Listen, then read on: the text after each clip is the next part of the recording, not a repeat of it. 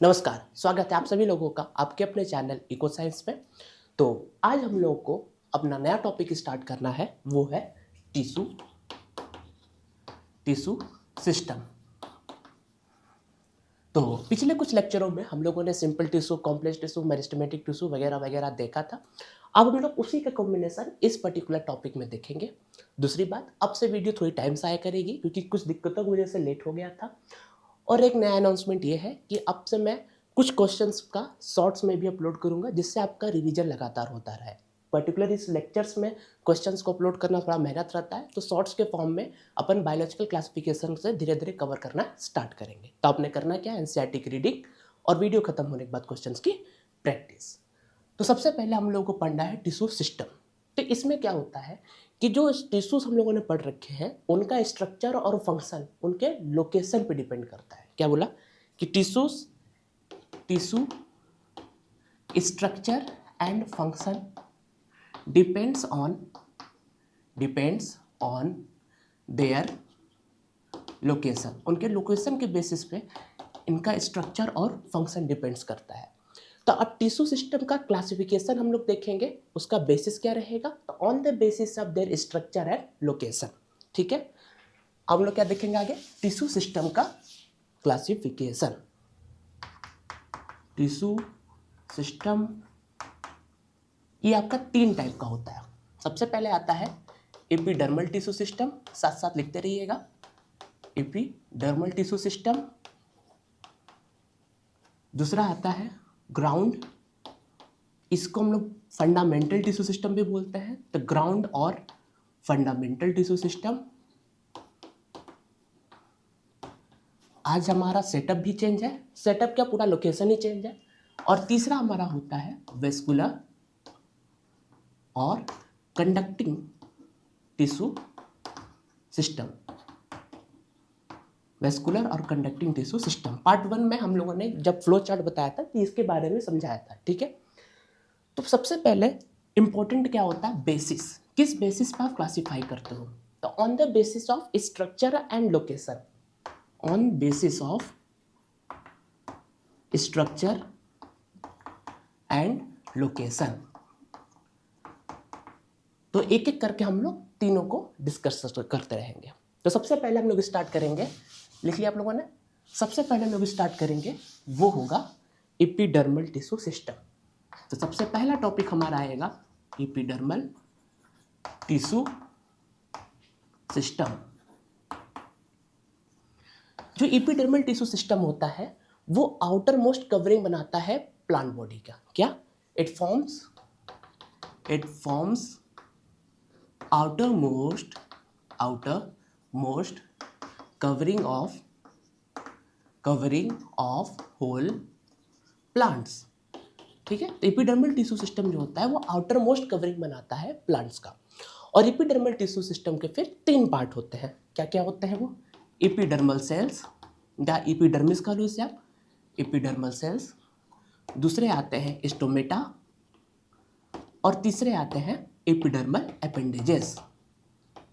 क्या बोला, epidermal cells, stomata और एपिडर्मल अपेंडेजेस, ये इसके तीन पार्ट होते हैं। एपिडर्मल अपेंडेज के फिर दो और पार्ट आते हैं जिसमें आते हैं ट्राइकोम्स और हेयर्स। जब हम लोग सबकी स्टडी कर लेंगे तो एपिडर्मल टिश्यू सिस्टम हमारा खत्म हो जाएगा। ठीक है, फिर क्या बोला कि एपिडर्मल टिश्यू सिस्टम जो होता है वो आउटर मोस्ट कवरिंग बनाता है होल प्लांट बॉडी का। इसके तीन पार्ट आते हैं, एपिडर्मल सेल्स, स्टोमेटा और एपिडर्मल अपेंडेजेस, जिसमें आता है ट्राइकोम्स और हेयर्स। तो स्टार्ट करते हैं हम लोग वन बाय वन। तो सबसे पहले हम लोग पढ़ेंगे एपिडर्मल सेल्स के बारे में, फिर आगे बढ़ते जाएंगे ऐसे धीरे धीरे करते हुए। तो सबसे पहले हमारा आता है एपिडर्मिस या एपिडर्मल सेल्स, बात एक ही है। तो ये प्राइमरी प्लांट बॉडी का आउटर मोस्ट कवरिंग बनाता है। क्या बोला, it forms outer covering of या outer most covering of primary plant body. Primary plant body का आउटर कवरिंग एपिडर्मिस बनाता है। एपिडर्मिस के ऊपर एक वैक्सी लेयर का प्रेजेंस होता है जिसे कहते हैं क्यूटिकल। बेसिकली आप सब पहले पढ़ चुके हो, ठीक है ना, लेकिन फिर भी जानना जरूरी है। एक लेयर आता है क्यूटिकल। क्यूटिकल क्या होता है, this is waxy layer waxy layer present over epidermis. अच्छा, इसका काम क्या होता है? ये वाटर लॉस से प्रिवेंट करता है, और एक और इम्पोर्टेंट बात, ये रूट्स में नहीं पाए जाते हैं। तो क्या करते हैं? It prevents water loss, water loss को प्रिवेंट करने का काम होता है इनका। और तीसरी इंपॉर्टेंट बात, it is absent in roots. तो क्यूटिकल के बारे में तीन इंपॉर्टेंट बातें आपको पता होनी चाहिए। सबसे पहले क्या, waxy layer present over the epidermis, water loss से प्रिवेंट करना है, और ये रूट्स के ऊपर नहीं पाया जाता, रूट्स में नहीं पाए जाते हैं। ठीक है, तो ये था एपिडर्मल सेल्स के बारे में कि outer covering of primary plant body, इसके ऊपर क्यूटिकल की कवरिंग रहती है, बट रूट्स में क्यूटिकल नहीं पाया जाता। और क्यूटिकल का फंक्शन क्या होता है? वाटर लॉस को प्रिवेंट करना। ठीक है, उसके बाद हमारा आता है अगला पार्ट, वो क्या आएगा? स्टोमेटा। क्या आएगा वो? स्टोमेटा। अच्छा, अब स्टोमेटा में क्या इंपॉर्टेंट चीज है? सबसे पहले स्टोमेटा कहाँ पाया जाता है? स्टोमेटा पाया जाता है एपिडर्मिस ऑफ द लीव्स। क्या बोला? It is found in epidermis of leaves. पत्तों की एपिडर्मिस में स्टोमेटा पाए जाते हैं। और स्टोमेटा का फंक्शन क्या होता है? ये एक तो ट्रांसपीरेशन और गैसेस एक्सचेंज को रेगुलेट करने का काम होता है। क्या? तो it regulates transpiration and water exchange. Transpiration और वाटर एक्सचेंज को रेगुलेट करना स्टोमेटा का काम होता है। और स्टोमेटा पाया कहाँ जाता है? तो लीव्स के एपिडर्मिस में स्टोमेटा देखने को मिलता है। अब स्टोमेटा के भी कुछ पार्ट्स होते हैं, जैसे गार्ड सेल, सब्सिडरी सेल्स। पहले उसका हम लोग स्ट्रक्चर देखते हैं, फिर उसके बेसिस पर उसका आगे फंक्शन समझेंगे हम लोग। तो ये इसका स्ट्रक्चर आप जब देखोगे तो कुछ इस टाइप का दिखता है आपको। ठीक है,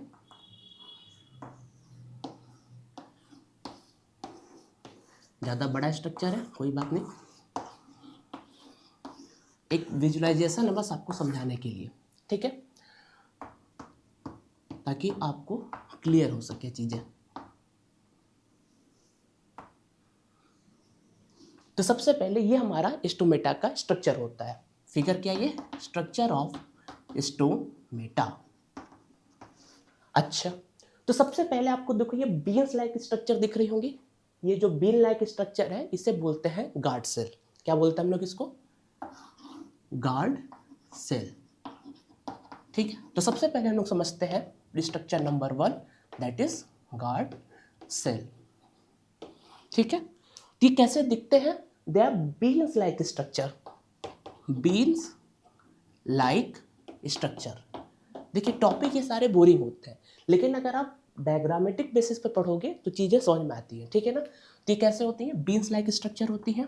और दूसरी बात, इसी गार्ड सेल के अंदर क्लोरोप्लास्ट का प्रेजेंस होता है। ये क्या होते हैं?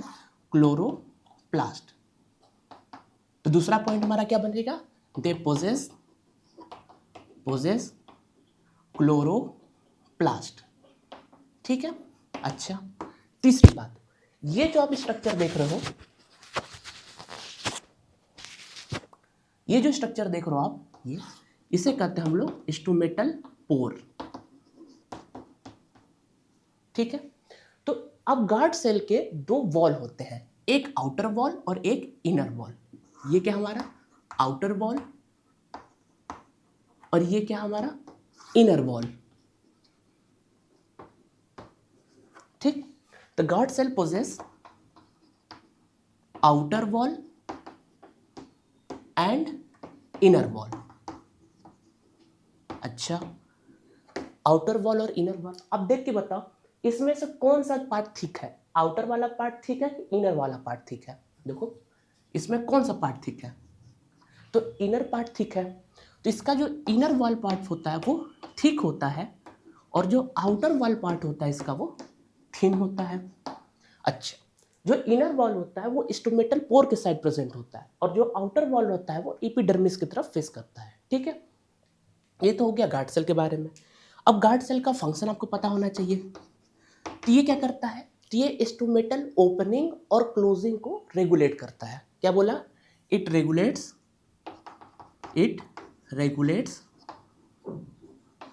Stomata opening and closing. ठीक, तो गार्ड सेल के बारे में इंपॉर्टेंट बातें क्या थी, हम लोग केवल एक 2 beans like structure, guard cell कितने होते हैं, तो ये 2 होते हैं। कितने होते हैं, 2 होते हैं। तो सबसे पहले गार्ड सेल, इधर देखो डायग्राम से समझोगे ज़्यादा अच्छे समझाएगा। गार्ड सेल 2 होते हैं, बीन्स लाइक स्ट्रक्चर होती है ये। गार्ड सेल के अंदर क्लोरोप्लास्ट भी देखने को मिलता है। इसके 2 वॉल होते हैं, एक इनर वॉल, एक आउटर वॉल। इनर वॉल इसका रिलेटिवली थिक होता है, आउटर वॉल इसका थिन होता है। इनर वॉल कवर करता है स्टोमेटल पोर को, outer wall towards the epidermal sides present होता है। ठीक है, इनका काम क्या होता है, तो स्टोमेटल ओपनिंग और क्लोजिंग को ये रेगुलेट करते हैं। ठीक है, तो पहला सेल जो हमको स्टोमेटा के अंदर पढ़ना था वो था गार्ड सेल। अब गार्ड सेल के बाद आता है, लिखिए ऊपर वाला मिटाता हूँ। अब आप डायग्राम केवल देखते जाओ। दूसरा हमारा आता है subsidiary cells. NCERT subsidiary cells के बारे में बहुत कुछ नहीं लिखती है, तो हम लोग भी इसके बारे में बहुत नहीं समझेंगे, बट याद रखना कि ये जो लेयर देख रहे हो बेसिकली ये वाला दूसरा पार्ट, ये सब्सिडरी सेल्स होता है। सब्सिडरी सेल्स होता है। तो बेसिकली क्या होता है कि कुछ epidermal cells enclosing the guard cell, इसको बोलते हैं in vicinity of guard cell, वो शेप और स्ट्रक्चर में स्पेशलाइज्ड हो जाते हैं और सब्सिडरी सेल्स का फॉर्म करते हैं। क्या बोला कि few epidermal cells in vicinity of guard cell, in vicinity of guard cells become specialized in structure and shape and form guard cells। ठीक है, तो सब्सिडरी से बेसिकली देखो सबसे अंदर गार्ड सेल्स था, उसके ऊपर सब्सिडरी सेल्स आएगा। ठीक है, ये जो छोटे छोटे लेयर देखिए, ये जो लेयर आप देख रहे हो ये बेसिकली सब्सिडरी सेल्स ही है। ठीक है, ये हमारा सब्सिडरी सेल्स है। ठीक, और सबसे बाहर हमारा आता है एपिडर्मल सेल्स। ये हमारे होते हैं एपिडर्मल सेल्स। ठीक है, ये वाला लेयर। तो सब्सिडरी सेल्स के बाद ये कौन सा आता है, एपिडर्मल सेल्स। अच्छा, ठीक है, एक और बात इससे रिलेटेड इंपॉर्टेंट क्या है, लिख लिया वाला पार्ट देखो कि stomatal aperture plus guard cell और प्लस सब्सिडरी सेल्स, ये तीनों मिलके बनाती हैं स्टोमेटल अपैरेटस। क्या बनाती है, stomatal apparatus. Stomatal aperture, guard cell और सब्सिडरी सेल, ये तीनों मिलकर क्या बनाती है, स्टोमेटल अपैरेटस।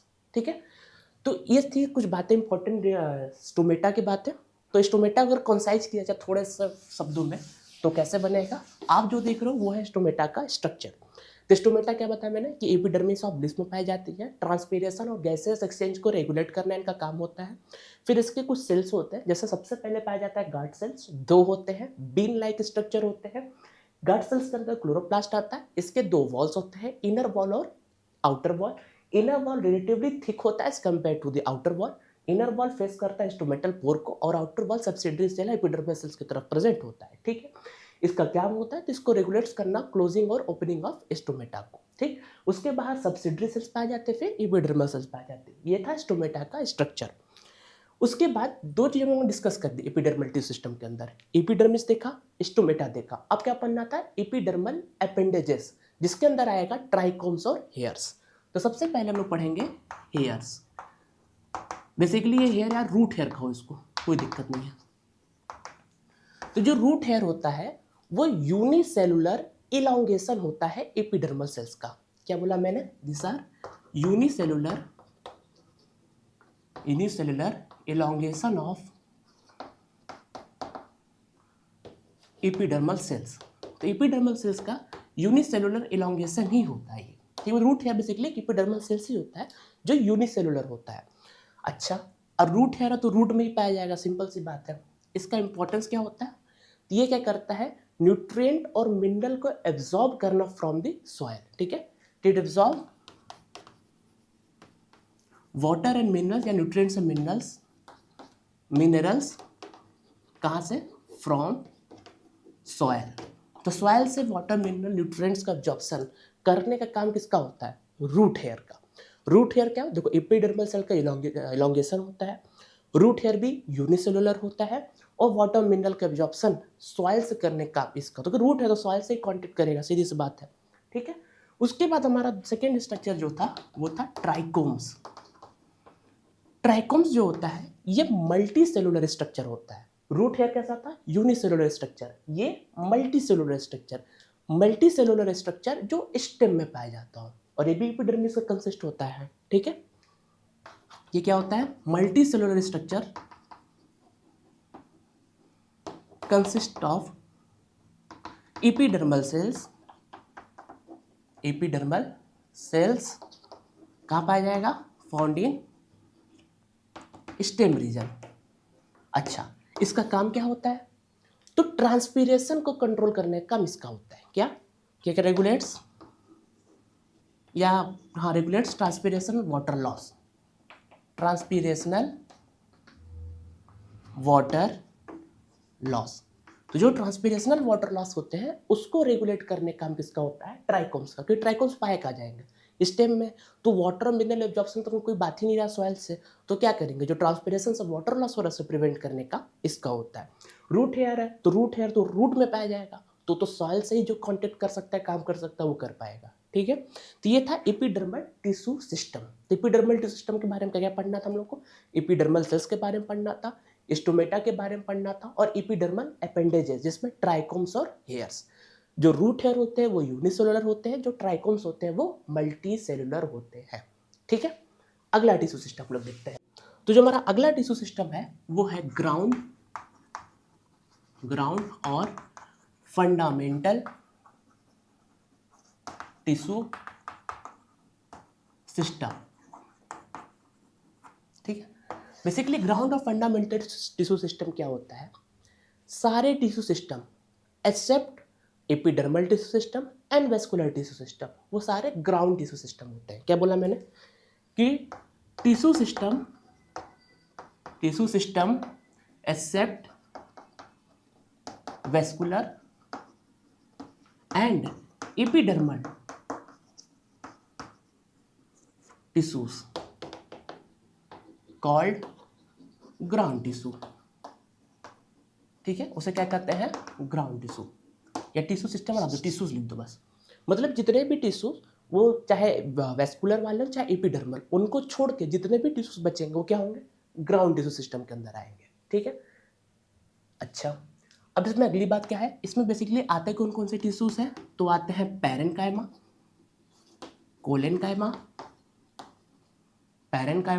कोलेनकाइमा और स्क्लेरेनकाइमा, ठीक है। अच्छा, पैरेनकाइमा जो होता है वो आपका पिथ रीजन में, मेडुलरी रीजन में, बेसिकली अगर आप रूट या मोनोकॉट ट्राइकॉट रूट के बारे में देखोगे उसमें देखना कि पिथ रीजन में, कॉर्टेक्स रीजन में, एपिडर्मिस तो मेजरली पैरेनकाइमा का ही कंसिस्ट होता है, ठीक है। तो पैरेनकाइमा बहुत जगह पाए जाते हैं, जैसे कॉर्टेक्स में पाए जाते हैं, पिथ में पाए जाते हैं, मेडुलरी रेज में पाए जाते हैं, एपिडर्मल रीजन में पाए जाते हैं, मतलब एपिडर्मिस में पाए जाते हैं। और एक जगह और जब आप लीफ के एनाटॉमी पढ़ोगे उसमें मीजोफिल सेल प्रेजेंट होता है, तो मीजोफिल सेल भी जो प्रेजेंट होता है वो भी पैरेनकाइमेटिस ही होता है। अभी मीजोफिल सेल क्या होता है जब लीफ एनाटॉमी पढ़ाएंगे तब उसमें समझा देंगे, ठीक है। इस वजह से जब हमने आपको बताया था कि पैरेनकाइमा के बारे में, तो उस लेक्चर में मैंने आपको बताया था कि parenchyma forms major component within the organ, तो ये इसको जस्टिफाई करता है। उस समय मैंने आपको बोला था कि आगे समझाऊंगा, ऐसा क्यों बोला गया था, इस वजह से, क्योंकि ये मेजर जगह ये पाए जाते हैं। इस वजह से जरूरी नहीं कि हर जगह पाए जाए, हो सकता है डाइकॉट में पाया जाए, मोनोकॉट में ना पाया जाए, हो सकता है रूट में पाया जाए, स्टेम में पाया जाए, वो जब पढ़ेंगे तब समझेंगे। बट मेजॉरिटी में ऐसा देखा जाता है कि इन सब रीजनों में जनरली पैरेनकाइमेटस टिश्यू ही पाए जाते हैं। खास करके म्यूसोफिल से जो लीफ में पाए जाते हैं वो पैरेनकाइमा का ही बना होता है। इस वजह से parenchyma form major component within the organ, ठीक है। अब ज़्यादा इसको समझना नहीं क्योंकि हम लोग ये पढ़ ही चुके हैं। तो ग्राउंड टिश्यू सिस्टम क्या होता है, epidermal tissue system, vascular tissue system, उसमें जितने टिश्यूज प्रेजेंट है उसको छोड़ के जितने भी टिश्यू सिस्टम बनेंगे वो ग्राउंड टिश्यू सिस्टम में आएंगे, ठीक है। ये पैरेन्काइमा, कोलेन्काइमा, मेसेंकाइमा से बने होते हैं, ठीक है। तो इतना ही था ग्राउंड टिश्यू सिस्टम के बारे में। अब हम लोग अगला समझना, लिख लो इसको जल्दी से। हाँ, मेसोफिलिस जो होगा वो हम लोग आगे समझेंगे, अभी कोई मतलब नहीं इसको समझने का, क्योंकि एनाटॉमी में पढ़ना ही है। अगला होता है, ये ज़्यादा इंपॉर्टेंट है आपके लिए, वेस्कुलर टिश्यू सिस्टम, या इसको कंडक्टिंग टिश्यू भी कहा जाता है। तो कंडक्टिंग टिश्यू सिस्टम। अब कंडक्टिंग टिश्यू सिस्टम क्यों कहते हैं, अभी तुरंत पता चल जाएगा आपको। बेसिकली वेस्कुलर टिश्यू सिस्टम में आपके पाए क्या जाते हैं, तो पाए जाते हैं जाइलम एंड फ्लोएम। अब जाइलम जो होता है वाटर मिनरल कंडक्शन, फ्लोएम जो होता है फूड कंडक्शन, इस वजह से इसको कंडक्टिंग टिश्यू सिस्टम भी कहा जाता है। और इम्पोर्टेंट बात कि जाइलम और फ्लोएम को हम लोग वेस्कुलर टिश्यूज भी कहते हैं, वेस्कुलर टिश्यूज भी कहते हैं, और वेस्कुलर बंडल भी कहा जाता है इनको। क्या कहा जाता है, वेस्कुलर बंडल भी कहा जाता है और वेस्कुलर टिश्यूज भी कहा जाता है जाइलम और फ्लोएम को। अब इसमें क्या इंपॉर्टेंट बात होती है, ये लिख लिया, ठीक है।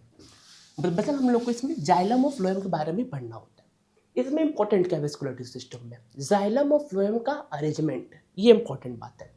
बेसिकली अपने अरेंजमेंट के बेसिस पे, अरेंजमेंट पे बेसिस पे दो टाइप के होते हैं, एक होता है रेडियल, एक होता है कॉन्जॉइंट। क्या होता है, रेडियल और कॉन्जॉइंट। ये बहुत ही कंफ्यूजिंग होता है, इसलिए आराम से पहले समझो। ये है अरेंजमेंट, वेस्कुलर बंडल का अरेंजमेंट, उसके बेसिस पे आता है रेडियल और कॉन्जॉइंट। तो सबसे पहले रेडियल अरेंजमेंट क्या होता है, एक मैं फिगर बनाता हूँ, उससे आपको और अच्छे से क्लियर हो जाएगा कि रेडियल अरेंजमेंट होता क्या है। ये फिगर आप देखिएगा, ठीक है। अब इसमें क्या होता है रेडियल अरेंजमेंट, मैं पहला बना रहा हूँ radial arrangement.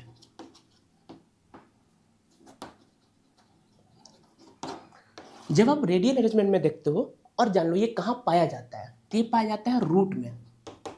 Radial arrangement root में पाया जाता है। और बेसिकली क्या होता है कि फ्लोएम बाहर की तरफ होता है, जाइलम अंदर की तरफ होता है। आपके लेवल पर तो इतना ही समझना है कि फ्लोएम बाहर होता है, जाइलम अंदर होता है। तो ये वाला पार्ट फ्लोएम है और ये वाला पार्ट जाइलम है। अच्छा, तो रेडियल अरेंजमेंट क्या होता है वेस्कुलर बंडल का, कि जाइलम और फ्लोएम एक सेम एक्सिस पे नहीं आएंगे, डिफरेंट एक्सिस पे आएंगे और अल्टरनेटिंग मैनर में आएंगे। क्या बोला, ये देखो ये फ्लोएम है, अंदर जाइलम, तो जाइलम और फ्लोएम जो है वो सेम रेडियस पे तो नहीं दिख रहे हैं, अलग अलग रेडियस पे है, और ये एक दूसरे से अल्टरनेट कर रहे हैं, phloem xylem, phloem xylem, phloem xylem, phloem xylem, ठीक है। तो इसमें क्या इंपॉर्टेंट बात है, पहली बात है रूट में पाया जाता है, दूसरी बात कि xylem and phloem found on different axis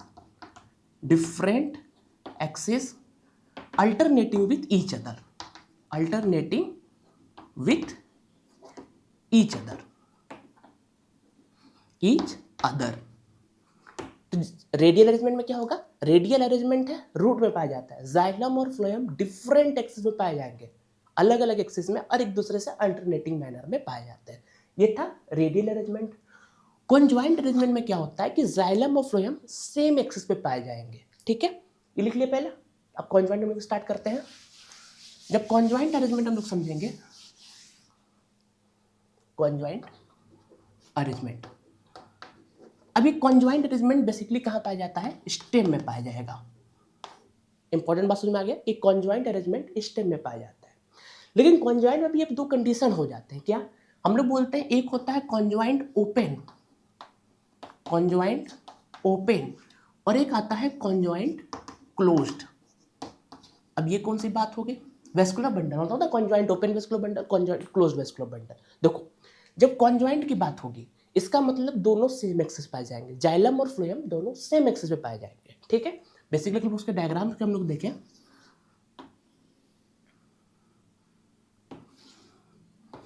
xylem और फ्लोएम जो होगा वो सेम एक्सिस पे आपको दिखेगा, ठीक है। और एक ऐसा डायग्राम मान लीजिए आप, अब मैं आपको कॉन्जॉइंट क्लोज्ड और कॉन्जॉइंट ओपन बता दूंगा लगे हाथ।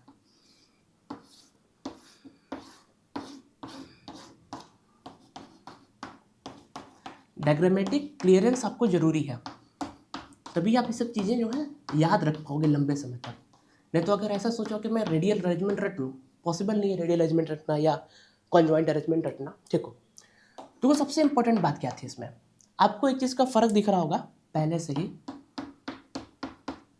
कि जाइलम और फ्लोएम ये दोनों सेम एक्सिस पे हैं। देखो जाइलम फ्लोएम, बेसिकली ये फ्लोएम है, ये हमारा फ्लोएम है, अंदर जाइलम है, वैसे ही ये फ्लोएम है और ये जाइलम है।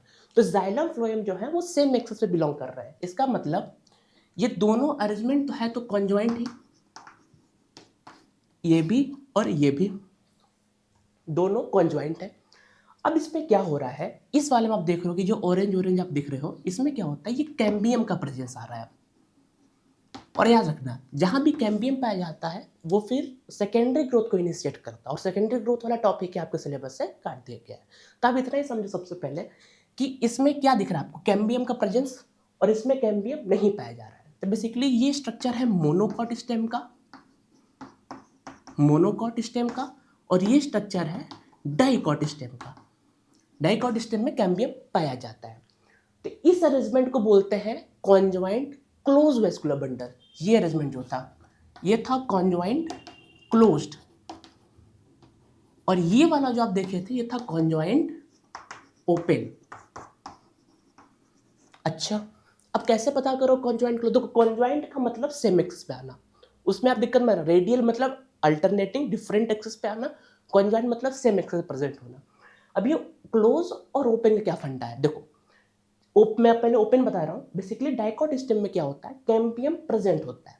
तो जब कैम्बियम प्रेजेंट होता है तो बाद में सेकेंडरी ग्रोथ को इनिशिएट कर सकता है, इस वजह से इसको कॉन्जॉइंट ओपन बोलते हैं। तो डाइकॉट स्टेम में कॉन्जॉइंट के साथ ओपन का मतलब कैम्बियम का प्रेजेंस होना। मोनोकॉट में कोई भी सेकेंडरी ग्रोथ नहीं होता है, तो इसमें क्या होगा फिर, जो कॉन्जॉइंट होगा वो क्लोज प्रेजेंट होगा, मतलब कॉन्जॉइंट क्लोज वेस्कुलर बंडल, कोई कैम्बियम का प्रेजेंस नहीं है, सेकेंडरी ग्रोथ होना ही नहीं है, तो इस वजह से इसको हम लोग बोलते हैं क्लोज। कॉन्जॉइंट रिफर करता है अरेंजमेंट को, क्लोज या ओपन वो रिफर करता है कैम्बियम प्रेजेंट है कि एब्सेंट है। समझे बात को? कॉन्जॉइंट जो होता है वो बताता है एक्सिस पे अरेंजमेंट, कि जाइलम फ्लोएम सेम एक्सिस पे है कि डिफरेंट एक्सिस पे है। ओपन या क्लोज होना वो बताता है कि कैम्बियम का प्रेजेंट है कि नहीं है। बेसिकली आप सेकेंडरी को जब पढ़ते तो मैं उसका पूरा फंडा बताता, फिर भी शॉर्ट में समझ लो क्या होता है कि जब स्टेम में कैम्बियम जो होता है वो पहले ही प्रेजेंट होता है, लेकिन रूट में ऐसा नहीं होता। देखो डाइकॉट रूट में भी सेकेंडरी ग्रोथ होता है, लेकिन अभी शुरू में उसमें कैम्बियम का प्रेजेंस नहीं था, वो बाद में कैम्बियम बनता है, लेकिन यहाँ कैम्बियम का पहले ही प्रेजेंट होता है, इस वजह से इसको बोलते हैं ओपन वेस्कुलर बंडल या क्लोज वेस्कुलर बंडल। अगर ओपन वेस्कुलर बंडल की बात है तो डाइकॉट स्टेम में पाया जाएगा, क्योंकि उसमें कैम्बियम का प्रेजेंस है, वो फर्दर सेकेंडरी ग्रोथ को इनिशिएट करेगा। यहाँ पे कोई भी कैम्बियम नहीं पाया जा रहा, इस वजह से क्लोज। और कॉन्जॉइंट की बात हो रही है, इसका मतलब जाइलम और फ्लोएम सेम एक्सिस पे है। कॉन्जॉइंट तो दोनों स्टेम में होगा, चाहे वो मोनोकॉट स्टेम हो चाहे डाइकॉट स्टेम हो। रेडियल आएगा तो वो रूट के अरेंजमेंट में होगा, जिसमें xylem phloem alternate different axis पे प्रेजेंट होंगे। ठीक है, ये था कॉन्जॉइंट और इसका तो बेसिकली इसमें आपको वेस्कुलर टिश्यू सिस्टम में ये वाला पार्ट आपके लिए बहुत इंपॉर्टेंट था। तो आज का लेक्चर हमारे लिए इतना ही है। अब नेक्स्ट लेक्चर में हम लोगों ने anatomy of dicot root, monocot root वगैरह, तो उसमें हम लोग डायग्रामेटिक अप्रोच ज़्यादा रखेंगे, जिसमें आपको डायग्राम पता होना चाहिए। ठीक है, तो चलते हैं हम लोग समरी की तरफ। आइए समरी की तरफ लोग चलते हैं जल्दी से। तो हम लोगों ने टिश्यू सिस्टम के बारे में समझा। 3 टिश्यू सिस्टम था, epidermal tissue system, ground of fundamental tissue system, vascular और कंडक्टिंग टिश्यू सिस्टम। जब एपिडर्मल टिश्यू सिस्टम के बारे में हम लोगों ने समझा, एपिडर्मल टिश्यू सिस्टम, तो उसमें हम लोगों ने एपिडर्मिस के बारे में देखा या एपिडर्मल सेल के बारे में देखा। उसके बाद हम लोगों ने स्टोमेटा के बारे में समझा। स्टोमेटा में हम लोगों ने गार्ड सेल के बारे में देखा, कुछ बातें, गार्ड सेल था, सब्सिडरी सेल्स था। ठीक है, फिर हमारा आया था एपिडर्मल अपेंडेजेस, मैं ये लिख देता हूं, जिसमें हम लोगों ने पढ़ा था ट्राइकोम्स और हेयर्स। ठीक है, फिर इसके बाद हम लोगों ने ग्राउंड टिश्यू सिस्टम के बारे में समझा। तो ग्राउंड टिश्यू सिस्टम में मैंने क्या बताया कि जितने भी टिश्यू है apart from the vascular tissue system and epidermal tissue system consist of ground tissue system, जिसमें हम लोगों ने देखा पैरेन्काइमा, कोलेनकाइमा, स्क्लेरेनकाइमा से बनते हैं। ठीक है, ये बातें छोटी छोटी हैं, बहुत इंपॉर्टेंट नहीं है। इसमें याद रखना है कि जो पैरेंट मैंने बताया ना कि पिछले लेक्चर में कि parenchyma forms major component within organ, उसका भी जस्टिफिकेशन दिया, और जो मेसोफिल सेल होते हैं वो भी पैरेंकाइमा से बने होते हैं। तीसरा और इम्पॉर्टेंट बात, जो इम्पॉर्टेंट टिश्यू सिस्टम आपके लिए था वो था vascular tissue system. Vascular tissue system basically इसमें वेस्कुलर बंडल या वेस्कुलर टिश्यू, जाइलम और फ्लोएम के बारे में समझते थे। किसके बारे में समझते हैं? जाइलम और फ्लोएम। इसको एक कंडक्टिंग टिश्यू सिस्टम भी कहा जाता था, बताया मैंने आपको। इसमें बेसिकली क्या इंपॉर्टेंट था आपके लिए? रेडियल और कॉन्जॉइंट। रेडियल और कॉन्जॉइंट ये दोनों होता है arrangement of xylem and phloem. मैंने बताया कि रेडियल में क्या होता है, जाइलम और फ्लोएम डिफरेंट एक्सेस पे प्रेजेंट रहते हैं, कॉन्जॉइंट पे वो सेम एक्सेस पे आते हैं। उसके बाद मैंने आपको बताया था कॉन्जॉइंट में ओपन और क्लोज। तो ओपन और क्लोज अरेंजमेंट को नहीं बताता, ओपन और क्लोज बताता। बेसिकली कॉन्जॉइंट स्टेम में रहता है, ये बात मैंने आपको बताया था कि कॉन्जॉइंट सुनते ही आपको स्टेम पता होना चाहिए, याद आना चाहिए।